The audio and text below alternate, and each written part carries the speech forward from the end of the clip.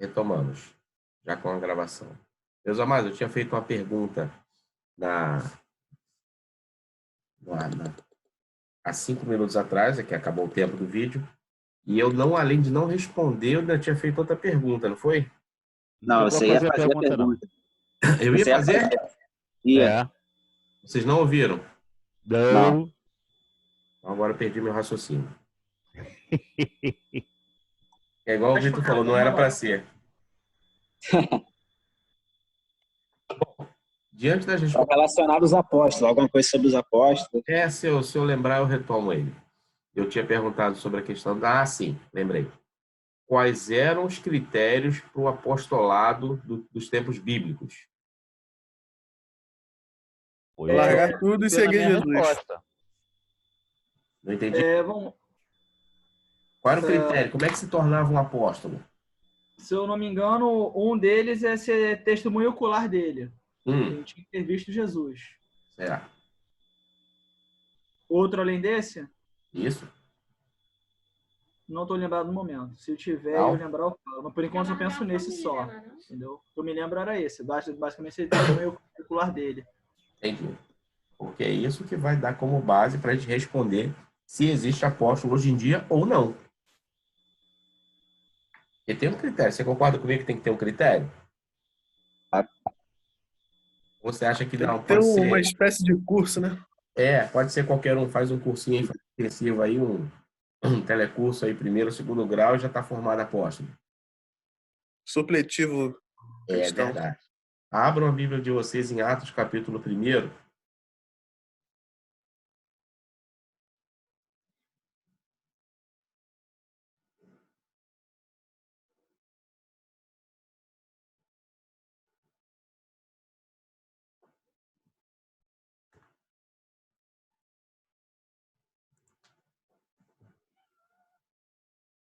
Vocês querem um felino?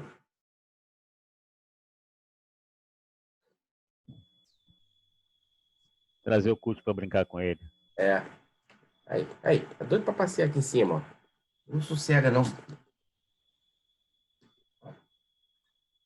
Botei só para vocês verem. Atos, capítulo 1. Versículo. Calma, rapaz. Tá nervoso por quê? Tem compromisso?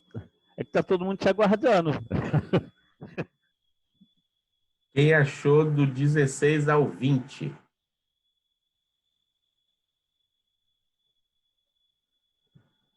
Versículos 16 a 20. Não, eu vou ler aqui. Atos 1, 16 ao 20. Isso. Varões e irmãos, convinha que se cumprisse a escritura que o Espírito Santo predisse pela boca de Davi, acerca de Judas, que foi o guia daqueles que prenderam a Jesus, porque foi contado conosco e alcançou sorte neste ministério. Ora, este adquiriu um campo com o galardão da iniquidade e, precipitando-se, rebentou pelo meio. E todas as suas entranhas se derramaram. E foi notório a todos os que habitam em Jerusalém, de maneira que na sua própria língua esse campo se chama Aceldama, isto é, campo de sangue. Porque no livro dos Salmos está escrito: fique deserta a sua habitação, e não haja quem nela habite, e tome outro o seu bispado. Aqui a gente tem a descrição, né? O concílio dos apóstolos, falando sobre o Judas, o traidor, o que houve com ele, por que ele sofreu. E aí ele vai dizer, nos versículos 21 e 22, dizer qual é o critério para o apostolado. Lê para a gente, Vitor, versículos 21 e 22. É necessário, pois, que dois varões que conviveram conosco todo o tempo em que o Senhor Jesus entrou e saiu dentre nós, começando desde o batismo de João até ao dia em que dentre nós foi recebido em cima, um deles se faça conosco testemunha da sua ressurreição. Então, qual seria o critério para ser apóstolo? Testemunhar a ressurreição. Não só isso. Ele está... Ter convivido com eles. Isso. Então, são dois critérios. Primeiro, ter convivido com eles desde o começo, desde o batismo de João, ou seja, ter presenciado o batismo de Jesus lá em João. E segundo, ser testemunha da sua ressurreição. Diante disso, existe apóstolo nos dias atuais, pelo segundo texto bíblico? Nem a poeira. É a poeira. O peixe da história foi o apóstolo Paulo, que não estava no batismo de Jesus, né? Mas, né, o próprio estava com ele, né? Então, exatamente. Quem mandou foi ele. E ele, o próprio Paulo mesmo se considera, em alguns textos ele vai falar que ele se considera um apóstolo de menor categoria. Ou seja, por não estar enquadrado nesses critérios que foram falados aqui. Então, E ele mesmo gostava... É só para dizer que não é um critério exclusivo, entendeu? Mas, de qualquer modo, tinha que estar no tempo de Jesus. E mesmo não sendo desse critério exclusivo, ele escreveu mais do que os outros apóstolos. E ele mesmo gostava de ser chamado de servo. Exatamente. Até mesmo pela instrução que ele teve, né? Ele estava bem abalizado para poder escrever. Né? Foi nessa teoria aí que eu respondi, Alex. Tá certo, mas foi... Entendeu? Então, a minha resposta do grau. Eu vou te dar razão nesse sentido mesmo. Realmente teve um grau. Paulo foi o único que ele se considerou um apóstolo mais de nível inferior, porém, mesmo assim, ele escreveu mais do que os outros apóstolos, vamos colocar assim, de grau superior. Vai, eu vou usar o termo da Tayane, de grau superior. E com relação a tempos, realmente, o que o Walter falou, realmente existe a questão de tempo, e aí a gente vai chamar o apostolado de uma, vamos dizer assim, não é de um cargo, vamos chamar de uma função específica. Um missionário ou qualquer outro, ele pode exercer uma função de apostolado, sim, dentro de um contexto bíblico. Agora, ser apóstolo, se tornar apóstolo como função, jamais. Vocês estão conseguindo entender? Sim, sim.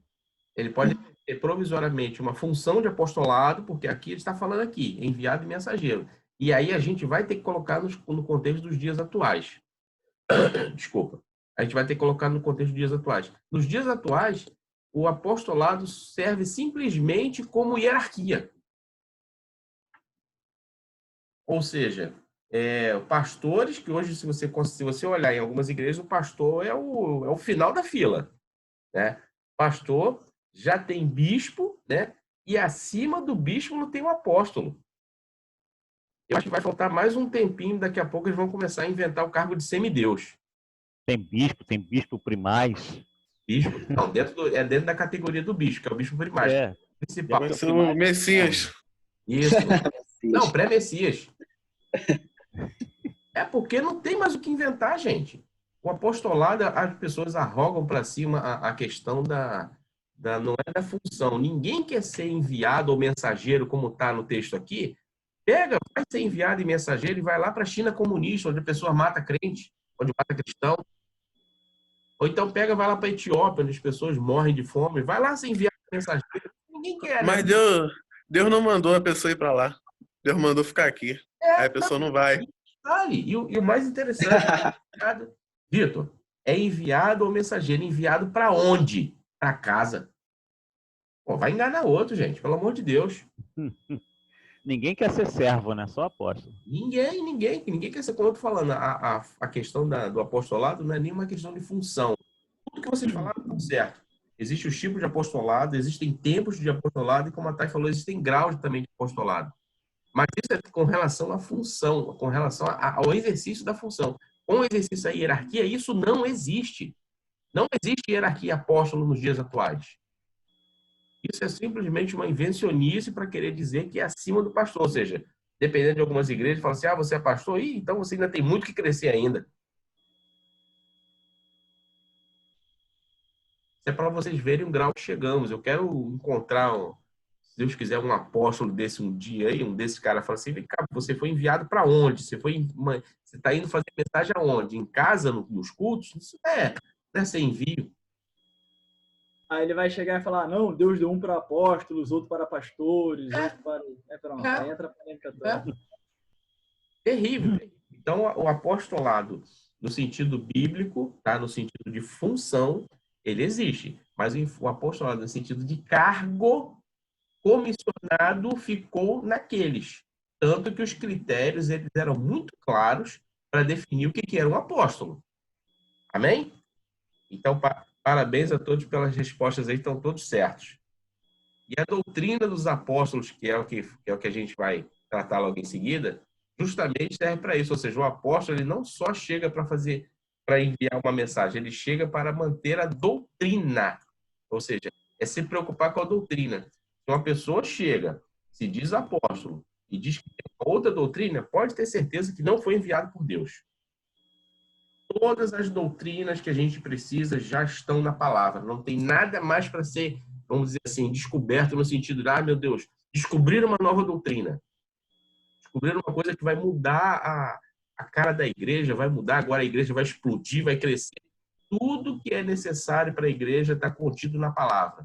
Por isso que você vê muitos movimentos desses. Surge como um relâmpago, o cara parece que inventou a fórmula da pólvora, o cara descobriu a pólvora. Agora a igreja vai explodir desse jeito, é assim que tem que ser agora, e até alguns movimentos aí que eles surgem e caem. Por exemplo, não sei se vocês, alguns acompanharam, o Walter vai lembrar, vocês lembram do movimento do G12? Com certeza. Só de nome. Eu lembro. Explosiva, evangelho explosivo, já ouviram falar nisso? Nunca ouviu? Não é do tempo de vocês, né? Eu lembro do G12. Oi? Eu lembro do G12. Você lembra?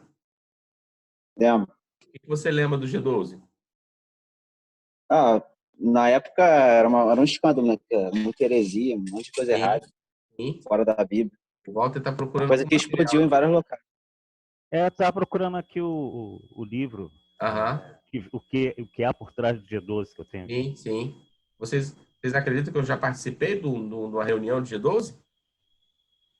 Por isso tem meio pancada, assim. É verdade. E o que você achou? O que acontece? Quando eu participei, no início, na verdade, eu fui quase que obrigado a ir. Eu não tive escolha, eu tive que ir. Eu estava morando na casa dos meus pais e não tive que ir. Então, era um modismo que estava acontecendo, tinha que ir. Era um acampamento em que você é doutrinado vamos dizer assim, pela doutrina mesmo do G12. O que era essa doutrina? Dentre algumas outras, ela incluía maldição hereditária, ou seja, você tinha que pedir perdão pelo pecado dos seus pais, dos seus antepassados. Então, ou seja, aquela maldição que teu pai, aquilo que teu pai cometeu lá atrás, ele vai recair sobre você. Eu não lembro nem dos meus avós, meus bisavós, que tiraram os pecados deles. E tinha uma gravíssima também que falava sobre liberação de demônios territoriais. Tipo assim, quando você cometia um pecado e tinha um demônio programado já para aquele território para cuidar, ou seja, para te atormentar. Coisa terrível, coisa terrível. Era um demônio exclusivo? Ele era exclusivo, era o VIP. Entendi. Ele tinha um demônio exclusivo só para você. Então, gente, coisas terríveis, mas tinha uma parte boa dele? Tinha. O que era? A preocupação em aumentar o evangelho, porque, na verdade, os 12 era justamente por isso, para fazer de célula, ou seja, você conseguia juntar 12 pessoas, você montava uma célula. Aqueles 12 estavam encarregados de chamar mais 12. Cada um. Cada um. Crescimento exponencial da igreja. Isso é viável? Lógico que não. Você acha que uma pessoa que acabou de se converter, tu acha que ela tem condição de conseguir chamar outras pessoas? Esse é o meu grande quê com relação a sistema de célula. Uhum. Não tem como você, depois de 2, 3 turmas, o cara tá falando a mesma linguagem que o primeiro ensinou. Cara. Exatamente. E era obrigatório, tá, Walter? Uhum. Você era obrigatório, ou seja, você entrou numa célula, você tinha que conseguir os seus 12 de qualquer maneira, ou seja, era quase que uma pirâmide financeira, só que dentro do âmbito espiritual. E o mais importante E todas as igrejas que eram implantado isso, as pessoas saíam da igreja a rodo e falavam para a gente, sabe o que falavam para a gente nessas reuniões? Aquele método de célula é implantado na igreja e as pessoas saem, é porque elas não eram para estar lá.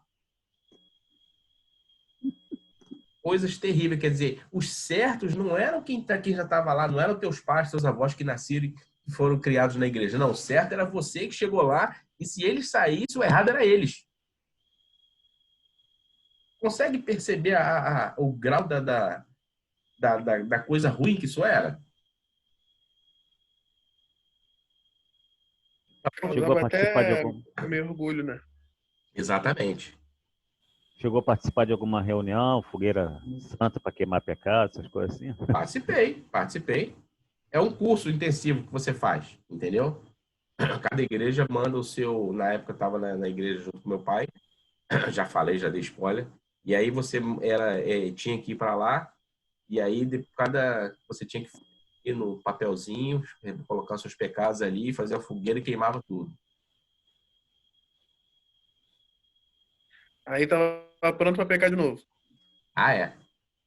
Algumas tinham exagero, tá? Não foi a que eu presenciei, mas tinha algumas que você tinha que fazia meditação, voltava lá no útero da mãe, aquela coisa toda. Essa eu não presenciei, não, mas eu soube de locais que faziam isso. Quer dizer, a pessoa era bebezinho e já era culpada já tinha que ficar pedindo perdão. Ia ter gente que ia chegar lá com rolo de papel higiênico, de tanto pecado. É verdade.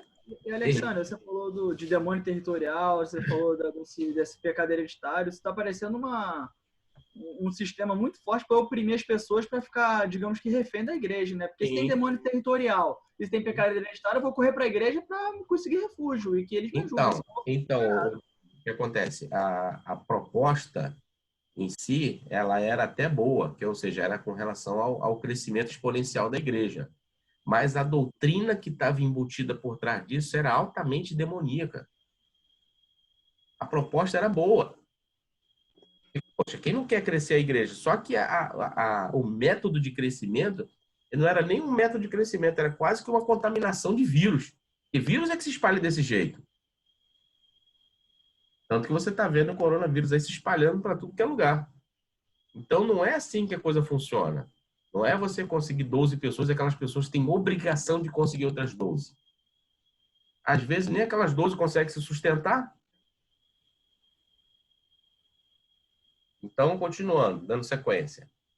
O testemunho dos profetas, ou seja, além da doutrina dos apóstolos, nós também estamos edificados no testemunho dos profetas. Profetas, eu não preciso falar que ainda existem nos dias atuais, né? E aqui o próprio autor ele vai falar que a palavra grega profete significa proclamador e intérprete da revelação divina. A gente sabe, pela nossa origem pentecostal, nem sempre eles estão proclamador e intérprete, nem sempre estão na mesma pessoa. Às vezes você vê uma pessoa proclamando algo em línguas estranhas e outra pessoa interpretando, ou às vezes pode ser até na mesma pessoa. Isso não tem problema nenhum. Mas o fato é que a mensagem ela tem que ser inteligível. Não adianta nada a pessoa chegar lá no meio da igreja, ficar falando língua estranha meia hora e depois ir embora. Resultado, se não for direcionado para alguém, não adianta nada. Como Paulo diz, é somente para edificação pessoal. A mensagem, o profeta, ele tem que ter um objetivo, tem que ter um alvo. Ou uma pessoa, ou uma comunidade, ou uma igreja, o que quer que seja. Os profetas do Antigo Testamento, eles falavam para o povo. E aqui também, da mesma forma. E algumas vezes você tem um profeta falando diretamente para a pessoa. E era uma mensagem bem específica, tipo assim, falava uma coisa para aquela pessoa. Exatamente. E aquilo ia acontecer. Se a gente for julgar apenas umas profetadas aí que você não sabe para quem que é e se vai acontecer, quando vai acontecer. Do tipo assim, eu vejo para você um varão, mas eu sou casado. Não, mas não importa, mas eu vejo. E muitas vezes o varão é ele mesmo, né? É um filho. Eu vejo um filho. Não, mas eu não sou casado. Não, mas eu tô aqui para cumprir essa promessa. Terrível, né? Rapaz, tem muita gente que se aproveita, infelizmente. A cantada aí é interessante. Gostou dessa? Tá anotado. Eu vejo na sua frente um filho. Não, mas eu não sou casado. Não, mas eu tô aqui para cumprir isso. Tô imaginando o Vitor mandando essa pra alguém agora. Eu Sou a posso- profecia, Caraca, muito bom. É o quê? Repete, eu não ouvi. sou a profecia da sua vida. Porque eu... Vitor, já pode colocar no seu hall de cantada, Vitor. Vou colocar aqui. Gente, eu edito essa parte, tá, meu? Só vai pensar que eu saio cantando todo mundo aí na igreja. Se o nome da menina for Vitória, então, misericórdia. Profetiza sua vitória. Só vitória, o Vitor vai falar só vitória. Só vitória. Minha vida é só vitória. Ai, ai. Meus amados, continuando. O tópico 3 vai falar sobre edificados da morada de Deus, ou seja, aquilo que eu já comentei anteriormente. Se você não tiver o alicerce, ou se você não tiver a pedra fundamental na sua vida, é certo de ruína. Às vezes você vê uma pessoa andando direitinho, falando, conversando, mas só Deus sabe o que passa no interior delas. Às vezes, com essa questão da pandemia, existem pessoas que estão com depressão. Pessoas que, inclusive, estão pensando em cogitando suicídio, gente. O negócio é sério. Volta muito bem do que eu estou falando. Pessoas que estão deprimidas ao ponto de não ter nem mais motivo para viver. Ou de não querer mais motivo para viver. Isso é muito sério. E se você não tiver a base, você não tiver a rocha, como fala lá no começo, se a tua casa não estiver edificada sobre a rocha, vai cair o vento, correr os rios e a casa vai cair. Por isso que ela precisa estar sempre edificada na rocha. Você tem. Deixa eu só colocar aqui para vocês poderem ver. E aí você tem a rocha que está aqui, que é Cristo. Quem que vai edificar essa parte aqui?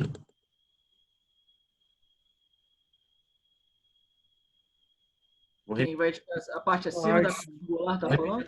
Você tem a rocha que é Cristo. Ela está aqui. Quem que vai edificar em cima disso aqui? Os profetas e apóstolos. Não. Nós. Isso. Quem vai edificar aqui em cima sou eu e você. A rocha já está aqui. Perceba. Ele vai falar... Olha só, vou voltar lá no texto para vocês verem. Ó. Todo aquele que escuta minhas palavras e as pratica. Ou seja, quem vai edificar é ele. Assemelhá-lo-ei ao homem prudente que edificou a sua casa sobre a rocha. Quem tem que edificar a casa é você. Cada um tem que edificar a sua própria casa sobre a rocha. Edificação, gente. Picotou, hein? Não ouvi não. Como que a gente faz esse, como que a gente procede esse tipo de edificação? Já que a gente aprendeu que a gente tem que edificar. É na palavra. Isso. Buscando a Deus. O que mais? Exemplos. Exemplos? Como assim? Exemplo de vida. Não basta só a palavra. Você tem que cumprir em você mesmo. Bem, Pessoas pra que edificar a casa já dela. experimentaram isso e deu certo, não é isso? Uhum. Quando você quer comprar um produto, como é que vocês fazem? Vocês pesquisam o quê? Vocês olham o menor preço? Como é que vocês fazem? Também. Principalmente. É o custo-benefício, né? É um conjunto de coisas. Né? Vocês não se preocupam nem em olhar o que os outros consumidores falaram a respeito. Eu olho. Eu acho. Então, é um conjunto de coisas. Se bem que tem um muito conjunto fake, de né? coisas. É um custo-benefício, né? Tem que ter um equilíbrio ali. Sim. Feedback do pessoal para os outros. Né? Isso. Mas aquele negócio, Alex, não adianta também você ver o preço e olhar a opinião dos outros se não for exatamente aquilo que você quer Sim. e aquilo que você precisa. Claro. Né? Muita gente, vou comprar isso aqui porque todo mundo está dizendo que é bom. Mas você precisa disso. Uhum. Eu usei isso como exemplo porque eu estou pesquisando uma Airfryer, tá, gente? Se alguém conhecer um modelo bom aí,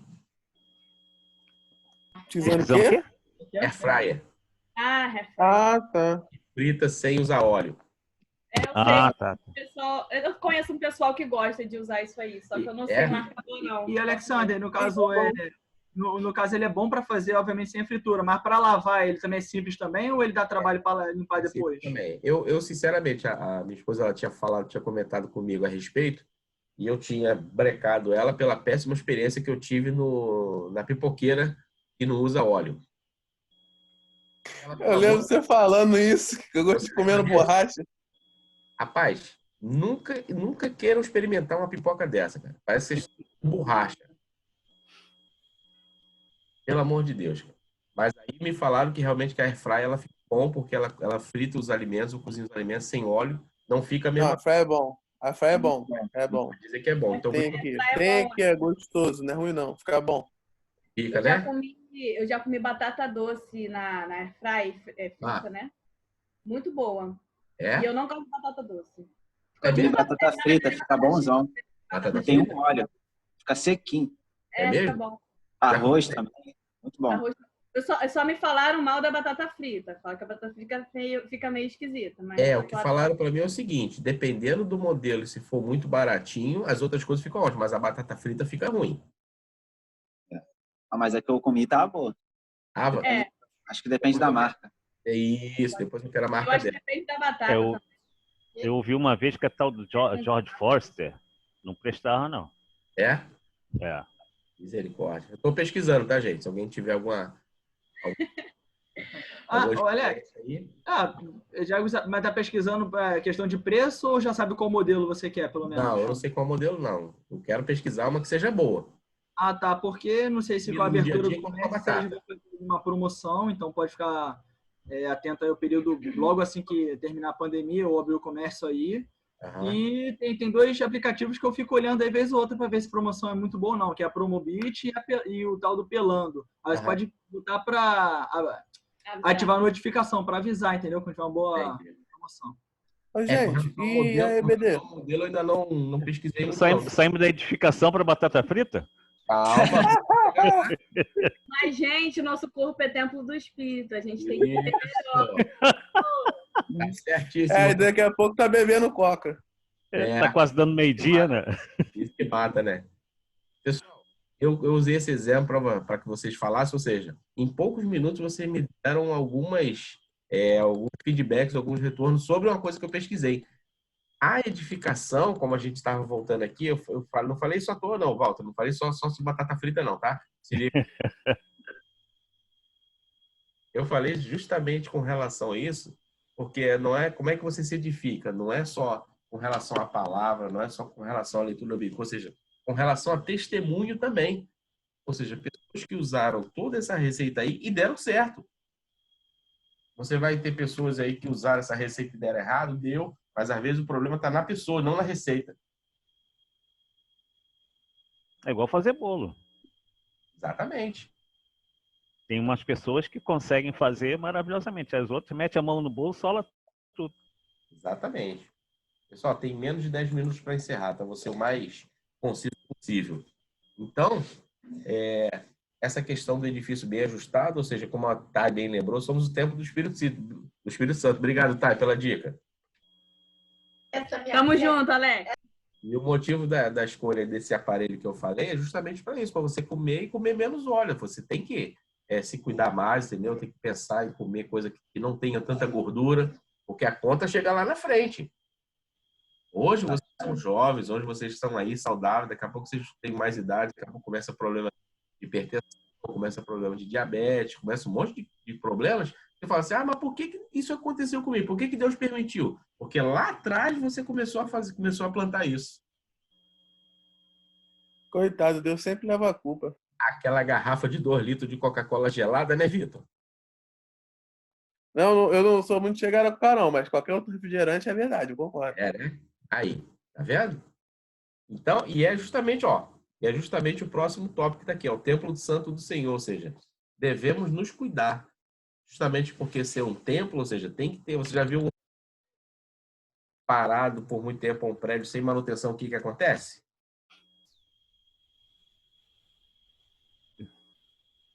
Mendigo ocupa. Exatamente. Só um minutinho que deu um problema na bateria aqui. Vou tentar recuperar. Ver se está carregando. Ah, está carregando. Esqueci de ligar. Quase que o notebook desarma aqui. Ia ficar igual o notebook do Walter, desmaiando. Então, voltando. Templo santo no Senhor. Ou seja, ele é o templo. Não adianta cuidar só do espírito e não cuidar do corpo, gente. Você vê, Tantas pessoas aí estão caindo doentes aí por causa desse corona, quando você vai ver, ela já tinha algum problema de saúde anterior e muitas vezes nem sabia. Não é isso, Walter? Correto. Muita gente não faz o teste achando que não estou me sentindo bem. Aí quando vai ao médico é igual homem. Homem não vai ao médico porque acha que vai detectar algum problema, né? A mesma coisa aconteceu agora. Muita gente descobriu outros problemas quando Sim. de repente começou a se sentir mal, foi fazer teste de corona e era outra coisa. E eu até falei com a Alessandra esses dias, esse corona, ele está praticamente quase igual ao anjo da morte. Você pode reparar, ele está pegando as pessoas que têm mais idade, imunidade mais baixa, e está passando a rasteira mesmo, gente. Não dá bobeira, não. Às vezes você não está preocupado que você é saudável, aí você vai trabalhar e você leva para casa, leva para o seu pai, para sua mãe, para seus avós. Eles talvez sejam os mais afetados, os mais perigosos a ser afetados com relação a isso. Não é nem você que está indo trabalhar, que você é saudável, você está indo trabalhar. Mas se tiver qualquer coisa, sentir qualquer coisa, procure um médico. Continuando. Morada do Altíssimo. Essa questão é interessante, porque a gente viu e a gente conhece o versículo que sabe que Deus não habita em templo feito por mãos humanas. E o tabernáculo, gente? Que o sacerdote ia lá uma vez por ano para conversar com Deus a respeito das demandas do povo. Deus habitava, Deus morava ali? Não. Morava, então o sacerdote ia lá à toa.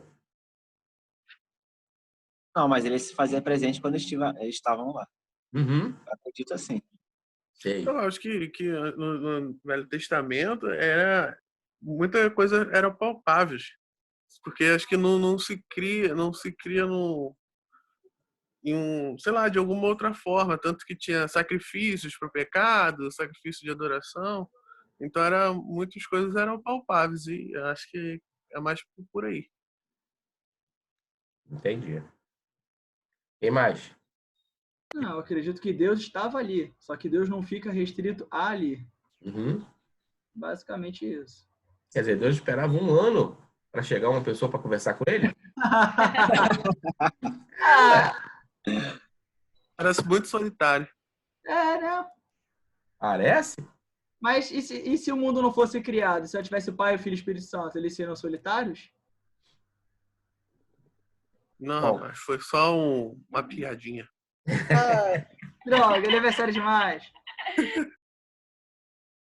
Pessoal, o fato é o seguinte. Como diz o texto, Deus não habita em templo feito por mãos humanas. O fato dele estar ali uma vez por ano no tabernáculo não quer dizer que ele morasse ali, ele passa ali. A intenção de Deus é sempre se relacionar com pessoas e não com coisas. Então, não acho, quer dizer, se a gente fosse entrar por esse aspecto, quer dizer, agora a gente não está tendo condição de ir para uma igreja física. Quer dizer, então Deus não está se relacionando com mais ninguém porque ele não foi, porque a pessoa não está podendo ir para o templo físico. E você vê pessoas que não podem, o templo fechado, indo com a mão dentro do templo, assim, ó. Templo fechado com a mão no templo. Quer dizer, como se aquilo te fizesse ela se aproximar de Deus. Então é isso, gente. Quer dizer, você não vai mais para a igreja, quer dizer, você não pode estar indo mais no templo físico, então Deus não está mais falando com você, Deus não está se relacionando com você, porque Deus só fala com você lá no templo da Assembleia de Deus de Cordovil, é isso? Não, nós somos o templo. Isso!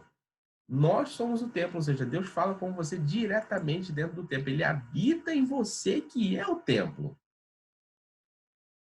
Por isso que ele é a pedra de esquina, a pedra que está no templo, ou seja, a pedra que está no seu templo. É ele que está edificando a sua casa. Fala, Walter. Você tirou do mudo para falar? Eu tirei do mudo porque a cachorrada tá aqui latindo, uivando, ia dar certo. Eu não estava conseguindo escutar vocês, para ter uma ideia. Ah, tá. Eu queria voltar só um pouquinho no que o David falou. Você tem menos de 3 minutos. Tá, com relação ao templo. Realmente, Deus não habitava lá no templo. A arca que estava lá dentro do tabernáculo era a representação. Como ele falou, Deus vinha até a presença do sacerdote quando o sacerdote entrava no Santo dos Santos, que era uma vez por ano. E outra, Deus enviava a sua nuvem de glória, que permeava lá o Santo dos Santos, Diego? Deus enviava a sua nuvem de glória que ficava lá dentro, mas ele estava em todo lugar. Só que eles não entendiam isso, era a representação que eles entendiam na época, que Deus estava lá dentro, de acordo com a presença da arca. Mas Deus está em todo lugar, só que eles ainda não entendiam. Nós hoje entendemos. Exato.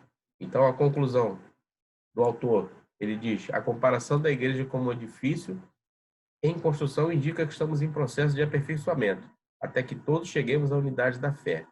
A pedra angular, que é o próprio Cristo, não pode ser substituída. A doutrina dos apóstolos, o testemunho dos profetas não podem ser revogados. Ou seja, não podemos tirar a pedra angular. Tirou a pedra angular, é certo da construção cair. Se você tirar a pedra angular daqui, é certo, porque toda a construção está apoiada aqui. É certo dessa construção cair. Se você tirar a pedra angular, aqui pedra de esquina, se você tirar a pedra angular dessa construção, é certo que toda essa construção vai cair, porque ela que é projetada para suportar o peso de toda essa construção. Amém? Igual está em 1 Coríntios 3, né? Que ninguém pode colocar outro fundamento sobre o qual está posto, o qual é Jesus Cristo, né? E aí vem as obras e tudo mais, né? Exatamente. Meus amados, final de mais uma lição. Semana que vem, com o nosso reverendo Walter, lição de número 9, Mistério da Unidade Revelado. É mistério. É mistério? É mistério. Então tá bom. Vamos orar para encerrar. Alguém quer fazer algum pedido de oração? O meu primo tá com suspeita de Covid. Uma peça rara aqui, ó. Quem? O Rafael? É. Rafael? Ah, não tem. Isso. Ele tá com suspeita, é. Aí tá trancado lá no quarto. Dá uns 4 dias já. Aqui, qual o sintoma que ele tá tendo? Mas por que ele não entrou? Ele podia ter entrado com a gente aqui no coisa. Não pega Covid pelo Zoom, não. Ele não usa só o celular pra jogar, pô. Misericórdia. Ele tá resfriado, tossindo, não tá assistindo cheiro, nem gosto. Aí tá com suspeita, tá esperando o resultado sair. Cloroquina nele. Pé na veia, tá? Na veia. Pergunta ele se ele tá usando aquela pulseira que a gente conversou. Tá, vou ver com ele depois. Tá, pede pra ele não deixar de usar, que ela aumenta a imunidade. Tá bom, mas ele tava usando. Tá usando? Mas não, eu lembro que ele tava usando, não sei se durante esse tempo ele tá usando. Vê pelo buraquinho da fechadura. É. Pede pra ele continuar usando, que ela aumenta a imunidade, tá, Vitor? Principalmente nessa hora. Tá bom. Tá bom. Walter, hora pra gente encerrar, a gente tem menos de 1 minuto. Mas eu orei pra começar, gente. Ah, é? Então tá bom. Diego, hora pra encerrar. Vou tentar ser breve em 10 segundos. Eu também.